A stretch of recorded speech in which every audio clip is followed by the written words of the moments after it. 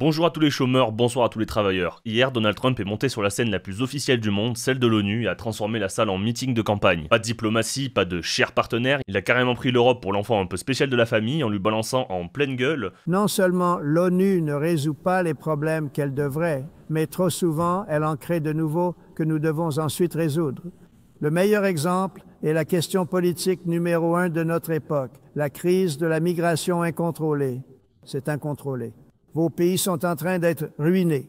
Les Nations Unies financent une attaque contre les pays occidentaux. Et forcément, les journalistes européens ont failli s'évanouir. Mais derrière le scandale, il y a une vérité que tout le monde voit, mais personne n'ose admettre. L'Europe est en train de perdre le contrôle de ses frontières, et ça se voit dans ses rues, dans ses chiffres, et même dans ses dirigeants qui préfèrent fermer les yeux plutôt que d'admettre la réalité. Alors dans cette vidéo, on va revenir sur ce que Trump a déjà fait chez lui, aux États-Unis, quand il a décidé de jouer au shérif des frontières et de montrer que oui, fermer la porte, ça marche. Puis on passera à son discours d'hier, son avertissement lancé à l'Europe, et ce que ça dit sur notre incapacité chronique à affronter le problème. Mais avant de juger son discours d'hier, il faut comprendre pourquoi, quand Trump parle d'immigration, il n'est pas juste en train d'improviser un sketch. Il a déjà mis les mains dans le cambouis, il a déjà appliqué ses méthodes, il a déjà marqué l'histoire des États-Unis avec sa manière de gérer la frontière. Alors retour rapide sur ce qu'il a fait depuis qu'il est aux commandes, parce que c'est ça qui donne du poids à son avertissement d'hier. Aux États-Unis, il a mis en avant une agence qui, en France, est quasiment inconnue. Elle s'appelle ICE, Immigration and Custom Enforcement. En gros, c'est la police des étrangers. Leur boulot, repérer, arrêter et expulser ceux qui n'ont pas le droit de rester sur le sol américain. Et Trump les a lâchés comme des chiens de garde avec un recrutement massif. Et comme quoi, quand t'as les bons outils et la bonne méthode, t'arrives toujours à remettre de l'ordre dans le bordel que tout le monde croyait impossible à gérer. C'est un peu ce qu'on fait dans le VK Studio. Non, on renvoie pas des migrants chez eux, mais on prend des mecs... attendez,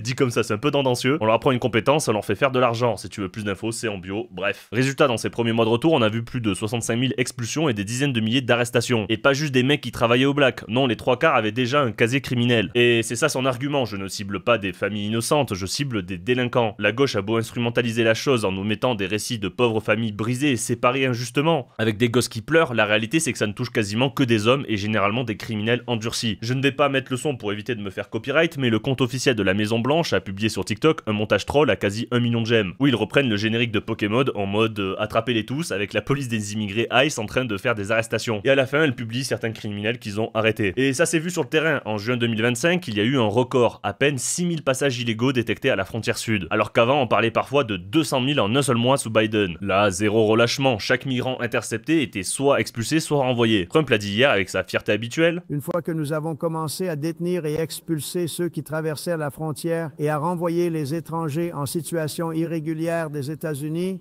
ils ont cessé de venir. Ils ne viennent plus. Nous recevons beaucoup de reconnaissance, mais ils ne viennent plus. Et le fait que ça marche comme dissuasion, quand les gens savent qu'ils vont être envoyés direct, ils arrêtent de tenter. Alors bien sûr, ça a donné des images choquantes, ça a fait hurler CNN, ça a choqué l'Europe qui adore distribuer des leçons de morale. Mais sur les chiffres bruts, Trump a pu dire « Regardez, j'ai fait baisser l'immigration illégale ». Et ça, personne ne peut lui enlever. Et c'est là que son discours à l'ONU prend tout son sens. Il ne se contente pas de critiquer, il brandit son expérience. Il dit en gros à l'Europe « Moi j'ai déjà serré la vis, vous pouvez le faire aussi. Mais vous préférez laisser vos pays se faire bouffer ». Et c'est là qu'on arrive à la partie la plus croustillante de son discours. Trump n'a pas mâché ses mots. À l'ONU, il balance. L'Europe est en grand danger. Elle a été envahie par une vague d'étrangers en situation irrégulière comme on n'en a jamais vu auparavant. Et personne ne fait rien pour changer cela, pour les faire partir. Ce n'est pas tenable. Et parce qu'ils choisissent d'être politiquement corrects, ils ne font absolument rien à ce sujet. Traduction, vous êtes en train de vous faire submerger comme personne ne s'est jamais fait submerger de l'histoire. Alors évidemment, les journalistes européens se sont étranglés, mais mettons 2 minutes la sensibilité de côté et regardons les faits. En 2024, l'Union européenne a encore reçu plus d'1 million de demandes d'asile. Et ça, sans compter les clandestins qui ne se déclarent jamais. Frontex, l'agence européenne des frontières, a recensé 239 000 passages irréguliers cette année-là. Et encore, c'était présenté comme une baisse de 38% par rapport à 2023. Oui, vous avez bien entendu, près d'un quart de million d'entrées illégales. Et Bruxelles appelle ça une victoire. Prenons l'Allemagne, le pays phare de l'accueil. Aujourd'hui, environ 21% de la population est née à l'étranger. Et si on ajoute les descendants, ceux qui sont nés sur place mais dont les parents ou grands-parents ne le sont pas, on grimpe à 30% de la population totale avec un background migratoire. En 10 ans, le visage du pays a radicalement changé. Ce n'est pas juste une question de flux, c'est une mutation démographique profonde. En France, c'est plus discret, forcément, on n'a pas le droit de publier des statistiques ethniques officielles. Mais l'INSEE nous dit quand même que 9% de la population est immigrée et qu'en rajoutant les enfants d'immigrés, on arrive à environ seulement 21%. Et ça, ce sont des chiffres officiels, polis, arrondis. Dans certaines grandes villes, la réalité est bien au-delà. En Italie, la situation est explosive. Rien qu'en 2023, plus de 157 000 migrants sont arrivés par la mer, principalement à Lampedusa. Des vagues qui dépassent parfois la capacité d'accueil de toute l'île en une semaine. Et chaque année, les mêmes images. Camps surchargés, tensions politiques et dirigeants qui alternent entre discours musclés et impuissance totale. En Espagne, autre porte d'entrée, on a enregistré 56 000 arrivées irrégulières en 2023, surtout via les Canaries. Des chiffres énormes pour un pays déjà secoué par une crise économique et sociale. Et puis, il y a le Royaume-Uni. Le pays est officiellement sorti de l'Union européenne, mais il n'a pas échappé au phénomène. En 2024, plus de 100 000 demandes d'asile ont été déposées à Londres, un record historique. La moitié de ces arrivées sont passées par des voies illégales, souvent en traversant la Manche dans de petites embarcations. Et c'est là que Trump a balancé son missile. Je regarde Londres où vous avez un maire terrible, vraiment terrible. Et la ville a tellement changé, tellement changé. Maintenant, ils veulent instaurer la charia, mais vous êtes dans un autre pays.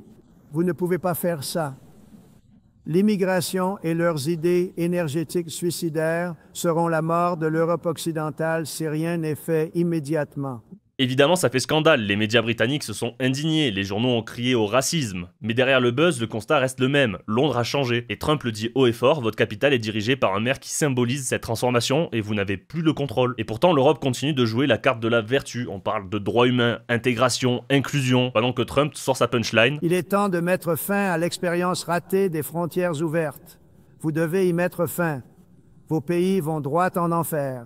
Les Européens sont incapables de dire non, incapables de fermer la porte, incapables d'assumer la réalité des chiffres. On refuse à la population depuis le début des vagues migratoires tout référendum. Vraiment, on n'a jamais consulté la population européenne dans chaque pays si oui ou non on voulait de l'immigration. Car on connaît très bien la réponse, ça aurait été non. Mais ça a été fait quand même à la demande du patronat pour faire du dumping social et maintenir les salaires bas. Et d'autres raisons un peu plus sombres. Et il faut être honnête, quand Trump compare ses 6000 passages illégaux par mois aux centaines de milliers qui débarquent en Europe chaque année, il sait qu'il gagne le match de la démonstration. Même si forcément ces chiffres sont gonflés, même si sa rhétorique est violente, il a un argument massu. Lui, il agit, l'Europe, elle subit. Et comme je l'ai dit, il y a le Royaume-Uni, là Trump s'est régalé parce que c'est le pays qui symbolise le mieux la contradiction occidentale. Liberté d'expression pour tout le monde, sauf quand tu critiques l'immigration. Dans certaines villes, des gens se sont fait arrêter pour des posts Facebook où ils osaient dire ce que tout le monde pense. Pas pour des menaces, pas pour des appels à la violence, juste pour avoir dit que le pays se faisait déborder. Résultat, cellules, prison, humiliation publique, voilà où mène le politiquement correct version britannique. Alors que pendant ce temps, la police a passé des années à détourner les yeux devant les fameux grooming gangs. Pendant 25 ans, des réseaux d'hommes, souvent issus de communautés pakistanaises, ont exploité des milliers de jeunes filles blanches dans l'indifférence quasi générale. J'utilise le mot exploiter pour pas que la vidéo se fasse démonétiser et ne soit plus mis en avant, mais vous avez très bien compris ce que je veux dire avec ce mot. Et pourquoi ce silence? Parce que personne n'osait bouger par peur de passer pour raciste. C'est écrit noir sur blanc dans les rapports officiels, les autorités savaient mais elles n'ont rien fait. Elles préfèrent arrêter les gens qui ne veulent pas que leurs femmes, enfants, sœurs se fassent agresser sexuellement par des consanguins du Pakistan que d'empêcher cela. Et pendant que ça gangrénait les banlieues, Londres se transformait sous les yeux du monde. Trump l'a balancé cash comme je l'ai dit. Ça a choqué mais ça a fait mouche. Des tribunaux islamiques voient de plus en plus le jour à Londres. C'est une justice parallèle qui gère maintenant les mariages, divorces, disputes, etc. Et c'est pas reconnu par le Royaume-Uni. En tant que pays, c'est inadmissible d'accepter un deuxième système judiciaire. Et Trump a tout simplement dit ce que beaucoup voient. Une capitale où l'identité anglaise recule chaque année, où certains maires locaux ne parlent même plus anglais, et où les services publics sont obligés d'écrire les documents officiels en ourdou, en arabe, en somalie, parce que dans certains quartiers, l'anglais n'est plus compris. Oui, le pays qui a vu naître Shakespeare en est réduit à traduire ses propres papiers administratifs tellement la population a changé, n'apprend pas la langue et ne font aucun effort pour s'intégrer. Je pourrais faire une vidéo entière sur le sujet, mais la situation est devenue complètement débile. Les propriétaires virent même les Anglais qu'ils ont en locataire car le gouvernement ne sait même plus où foutre les migrants qui arrivent en masse, et paye les propriétaires plusieurs fois le loyer de base pour les loger, ce qui fait que financièrement c'est plus avantageux de loger un random sans papier venu de je ne sais où que des Anglais. Les hôtels sont déjà pleins à craquer, c'est arrivé plusieurs fois que des touristes soient prévenus au dernier moment et remboursés car l'hôtel qu'ils avaient réservé est maintenant affiché complet pour loger des migrants illégaux. Et tout ça aux frais de la princesse, les Anglais payent avec leurs impôts tout ça. J'avais vu un reportage en plus où la police devait intervenir en moyenne 2 fois par jour dans ces hôtels à cause des crimes commis par ces migrants, et c'est pas pour des broutilles. On parle d'agression sexuelle, bagarre, agression à l'arme blanche. Et il y a une preuve que le ras-le-bol est là, la marche contre l'immigration qui a secoué Londres il y a quelques jours, les médias ont parlé de 100 000 personnes, la réalité c'est qu'il y avait plus d'1 million de Britanniques, voire même 3 millions certaines estimations, dans les rues de toute classe sociale, unis derrière un seul message, stopper l'invasion. Une marée humaine que même la BBC n'a pas pu complètement censurer, même si elle a tenté de minimiser les chiffres. Parce que bon, quand ils balancent des 100 000 personnes et que tu vois cette marée humaine, tu te doutes bien que tu remplis plusieurs fois des stades. Et voilà pourquoi Trump tape là où ça fait mal, parce que le Royaume-Uni c'est l'aperçu de ce qui attend le reste de l'Europe, et qu'on connaît déjà. Un mélange d'oppression douce, tu n'as pas le droit de critiquer, et de chaos silencieux dans des quartiers entiers remplacés jusqu'à effacer la langue du pays. C'est ça l'avenir que Trump pointe du doigt, et c'est pour ça que son discours résonne, car il dit tout haut ce que pensent pense chaque Européen depuis des années, sauf que nous on est punis si on le fait. Et je rappelle que l'assassin de Philippines a bénéficié des frontières passoires de la France pour entrer depuis l'Espagne. Il a bénéficié de l'aide sociale de l'enfance dès son arrivée. 2 mois plus tard, il est jugé pour viol d'une étudiante, mais vu qu'il est mineur, il n'est condamné qu'à 7 ans de prison. Il bénéficie ensuite d'une réduction de peine et est libéré après 4 ans et 9 mois. Ensuite, à cause de l'incompétence du ministère des Affaires étrangères, il n'est pas expulsé au bout de 75 jours. Et pour terminer, il bénéficie d'une libération sous contrôle judiciaire par un juge des libertés et 15 jours plus tard, il ne respecte pas son contrôle judiciaire et assassine Philippines. Au bout d'un moment, il va falloir faire un truc. Soit on exécute les criminels violents de son genre, ce qui, je le rappelle, n'a aucun effet néfaste sur la société, ou au moins les foutre en tôle à vie, car les examens médicaux ont montré qu'il était atteint de psychopathie. Donc en fait, tu peux absolument rien faire avec ce genre de type. Ou encore plus simple, 0 entrée sur le territoire, comme aux États-Unis, les frontières sont fermées et on vire tous les sans-papiers, ça suffit les conneries. On va poser les choses clairement. Le monde aujourd'hui, c'est des milliards d'êtres humains. L'Inde, c'est environ 1,46 milliard d'habitants. La Chine, 1,242 milliards. Le continent africain dépasse 1,55 milliard. Le Pakistan tourne autour de 255 millions. Ce sont des masses humaines colossales, des milliards de gens qui veulent parfois une vie meilleure. Compare ça à l'Europe, sur les 27 pays de l'UE, on est 775 millions. Et déjà 44,7 millions de personnes nées hors de l'Union européenne. Et ça, c'est une stat de début 2024, sans compter, comme je l'ai dit, les descendants d'immigrés. C'est important, mais c'est une goutte d'eau face aux milliards dont je viens de parler.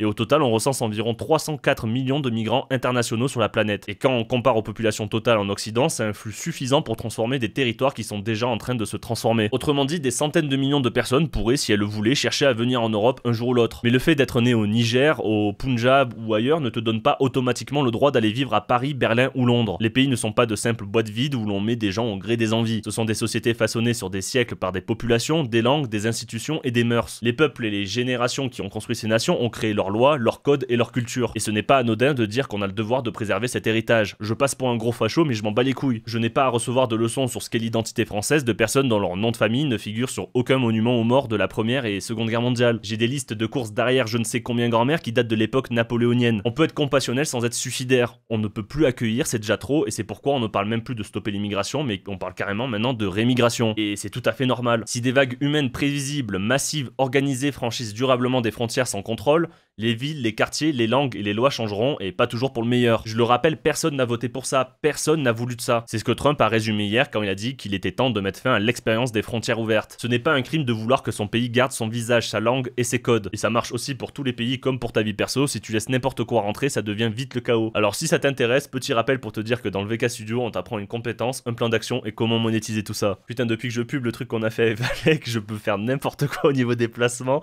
et je vais jamais me faire attraper par le col. Bon, ce sera tout pour aujourd'hui, on se dit à une prochaine fois pour une nouvelle vidéo. Bonne journée à tous les chômeurs, bonne soirée à tous les travailleurs, salut mes potes.